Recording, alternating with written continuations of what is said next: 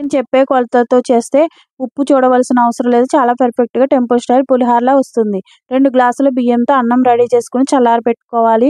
2 గ్లాసుల రైస్‌కి 2 నిమ్మకాయలంత చింతపండు వేడి నీటిలో వేసుకొని చల్లారిన తర్వాత చిక్కగా చింతపండు రసాన్ని తీసుకొని దానిలో హాఫ్ స్పూన్ పసుపు, కొద్దిగా ఆయిల్, 2 గ్లాసుల రైస్‌కి 2 స్పూన్ల సాల్ట్, 1 స్పూన్ బెల్లం వేసుకొని 15 నిమిషాలు ఉడికిన తర్వాత స్టవ్ ఆఫ్ చేసుకోవాలి. ఒక కడాయిలో ఆయిల్ వేసుకొని పల్లీలు వేసుకొని అవి బాగా ఫ్రై అయ్యాక పచ్చిశనగపప్పు, పొట్టుమినపప్పు, అల్లం ముక్కలు, 6, 7 పచ్చిమిర్చి, జీడిపప్పు, ఆవాలు, 2, 3 ఎండుమిర్చి అవన్నీ ఫ్రై అయ్యాక లాస్ట్‌లో కరివేపాకు వేసుకొని స్టవ్ ఆఫ్ చేసుకోవాలి.